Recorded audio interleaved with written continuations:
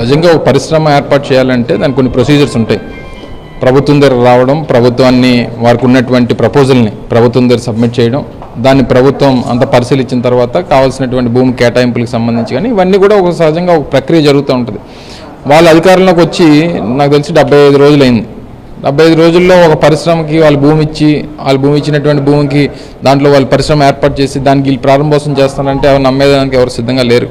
So అందుకని నేనేమంటానంటే దేనికి నేను కూడా నిన్న మాట్లాడాల్సినటువంటి సందర్భం వచ్చిందనంటే అది జగన్మోహన్ రెడ్డి గారి హయాంలో అసలు ఈ రాష్ట్రంలోని పరిశ్రమలని రాలేదు, అసలు ఎవరు ఈ రాష్ట్రంలో పెట్టుబడులు పెట్టడానికి రాలేదనేటువంటి ఒక దుష్ప్రచారాన్ని తెలుగుదేశం పార్టీ కానీ వారికి సంబంధించినటువంటి మీడియా కానీ పెద్ద ఎత్తున చేసేటువంటి ప్రయత్నం చేసింది.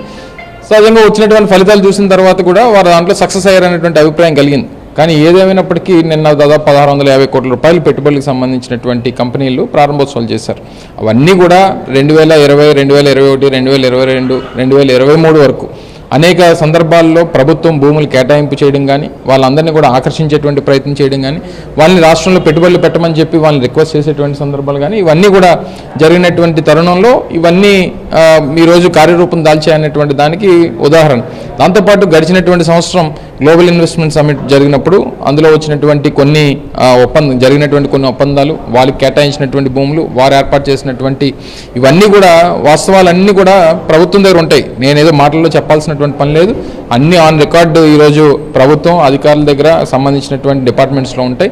సో ఇవన్నీ కూడా దయచేసి, ఎందుకంటే గడిచినటువంటి 5 సంవత్సరాల్లో అనేక రకాలుగా కోవిడ్ సందర్భాలని ఎదుర్కొన్న తర్వాత కూడా వచ్చినటువంటి ఫలితాలు చూసిన తర్వాత ఏదైతే ఈ పరిస్థితి వచ్చిందో ఈ పరిస్థితిని అన్నింటినీ కూడా బేరీ చేసుకొని వచ్చినటువంటి ఫలితాలని ఈరోజు వస్తున్నటువంటి రిజల్ట్స్ చంద్రబాబు నాయుడు గారు బహుశా ఇంకో 2-3 సంవత్సరాల వరకు మా హయాంలో మేము ఆకర్షించినటువంటి పెట్టుబడులన్నింటినీ ఆ కంపెనీలు ప్రారంభోత్సవాలు చేయడానికి ఆయనకి సమయం పడుతుంది. సో ఆయనకి ఎలాగా మార్కెటింగ్, మేనేజ్మెంట్, బ్రాండింగ్ ఇవన్నీ ఆయనకి పేటెంట్ కాబట్టి ఇవన్నీ మేము తెచ్చినటువంటి కంపెనీలకి ఆయన పేరు పెట్టుకొని వారు ప్రచారం చేసుకోవడం ఆయనకి సహజంగా వారికి ఉన్నటువంటి అలవాటు అన్నీ చేసుకున్నారు. కానీ ఇవన్నీ కూడా ప్రజలు గమనించాలని చెప్పి మీ ద్వారా కోరుతా ఉన్నాం.